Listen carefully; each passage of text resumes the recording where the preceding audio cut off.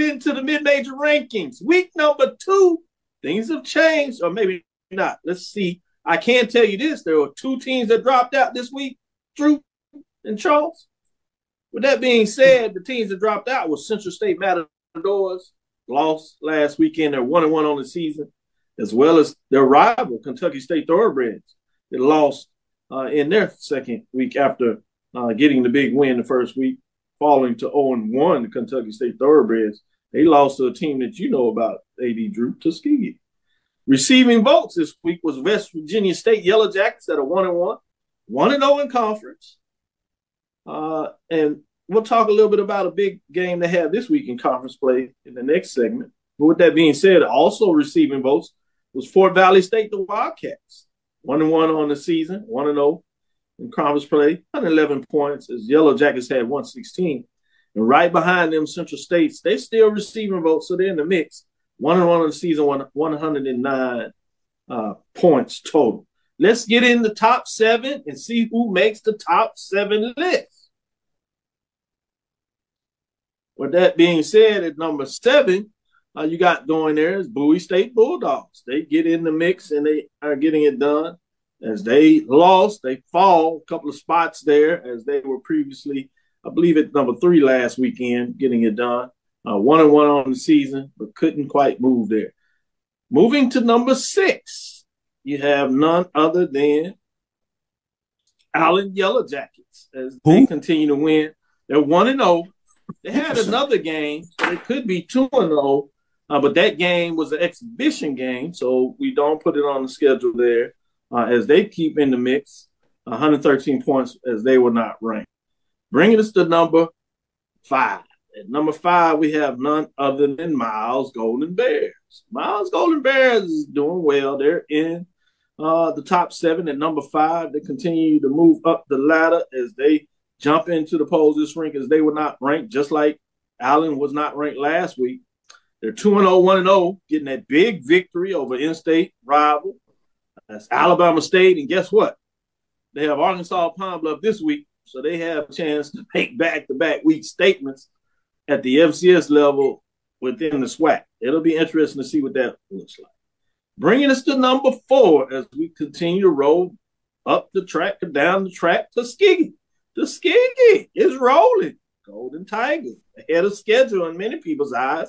They're getting it done in terms of what they get there. They're 2-0 on the season, open up in the Rail Tales Classic. They come back and get it done against Kentucky State in a conference game. So they're up early, 2-0, 1-0. A lot of folks are smiling. They move up a spot from being 5 last week with 151 points as they keep going. With that being said, let's get into number 3. At number 3 this week is none other than Virginia State Trojans. They got a big non-conference win, 2-0. One first-place vote. They snuck out of that after this win there. First week, remember, they beat Norfolk State. And, hey, what would you say? Norfolk State got a win over their rival in Hampton at the FCS level, so it makes that win over Norfolk State by Virginia State even stronger. They're rolling as they roll 165 points. They were previously ranked 4, so they move up a spot this week as they continue to win. Bring us to number 2. There are no changes this week at the 2 spot as Virginia Union Panthers keep rolling. They are 2-0, 2 first-place votes, but they remain at 2 as the big dog that continues to eat, I should say, cat Tigers continue to done. But Virginia Union Panthers are rolling. Good football as they continue to get it done there. Bringing us to the number 1 spot this week, if you would, is Benedict Tigers. As they move to 2-0, 6 first-place votes as they just keep rolling, getting done. Big stuff, big spots for the first 2 teams in the rankings. Benedict did get a conference win as they have 186 points, remain at first place in week number 2 in the rankings. I'm going to go to you, Charles, as you were smiling up and down, especially at the bottom couple of teams in the list. What do you think of my top 7 this week, Charles? No, I was really curious where Miles was going to jump in.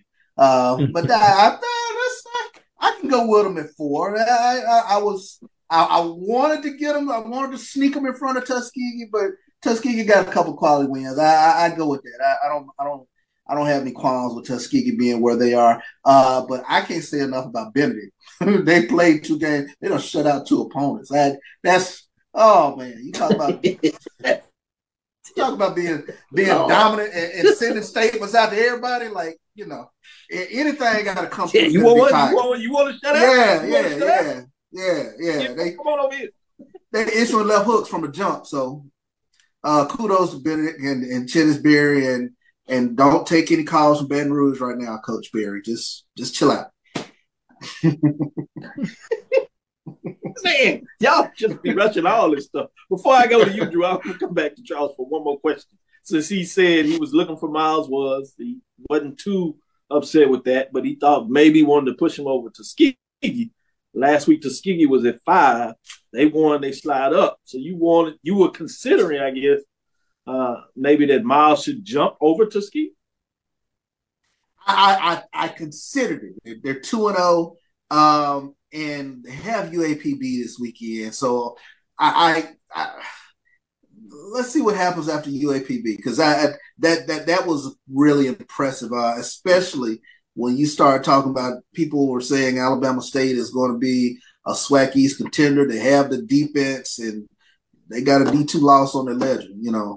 That's pretty impressive. I take my hat off to the Miles program. Miles is back in the football business. Man, Miles versus Tuskegee, they can't get here fast enough. Exactly.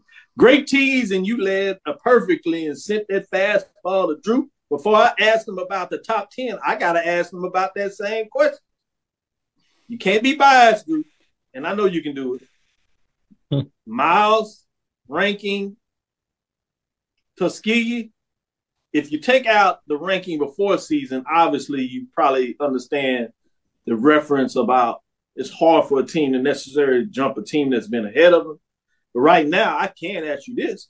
Which one do you think are playing better football?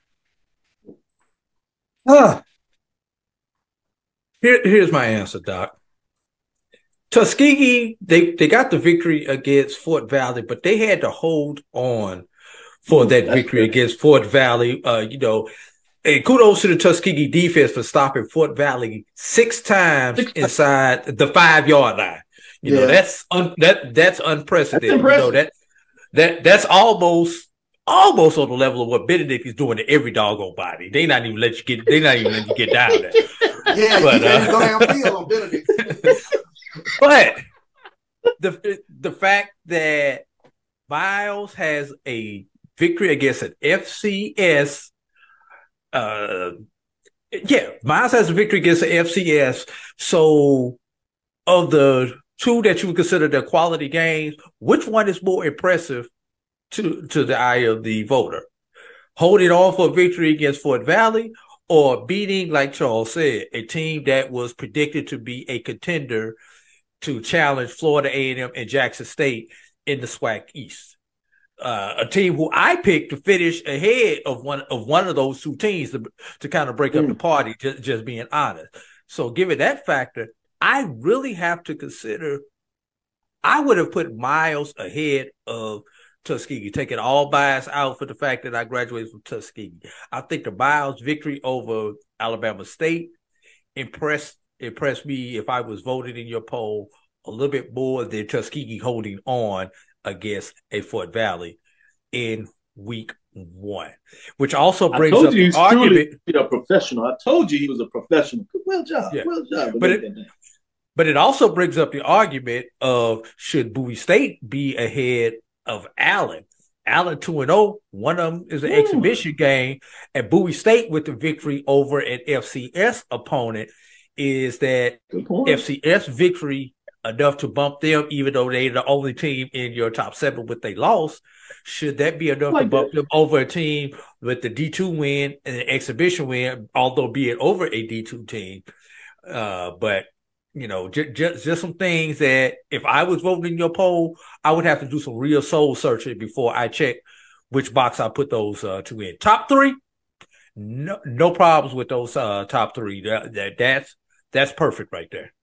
Allen is declining. I like it. Good point by both of y'all.